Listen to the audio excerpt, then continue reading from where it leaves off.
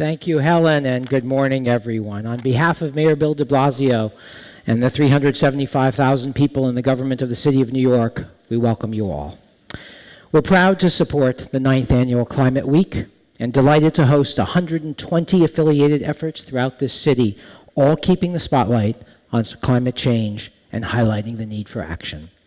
It's an honor to welcome fellow climate leaders to the city, representing countries, cities, businesses, philanthropy from around the world, all standing shoulder to shoulder. It's a critical moment, you all know. We're under threat from those who would deny the reality of a warming planet and preach inaction, voices we cannot allow to change the course of history.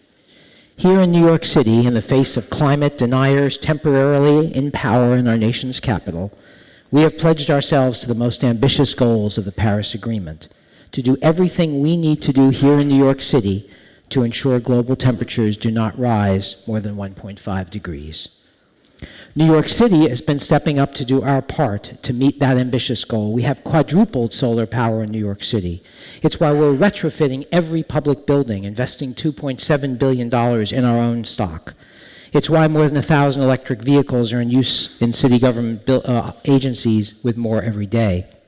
It's why we've expanded organic waste collection to more than 2 million New Yorkers on our way to our goal of sending zero waste to landfill by 2030.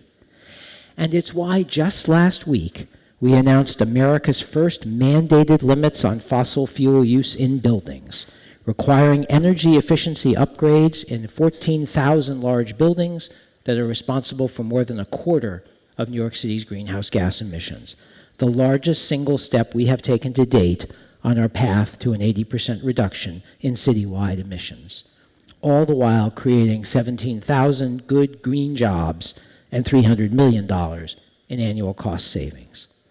All of this even as we work harder and faster to meet these global climate goals. We're also readying the city for the challenges ahead with a $20 billion climate resiliency program to protect our shorelines and prepare our people for rising seas, the risk of catastrophic weather and warmer temperatures.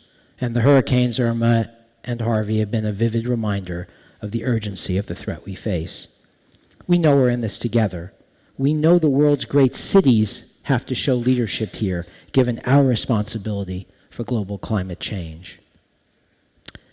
Jimmy Baldwin, a New York writer, once wrote, "Not everything that is faced can be changed, but nothing can be changed that is not faced." Here in New York, we are ready to face global warming and make the changes we need to save the planet.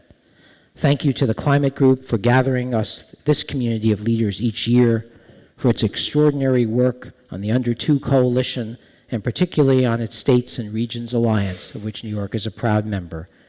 Thank you all for facing together what has to be done. And now let's get to work. Thank you.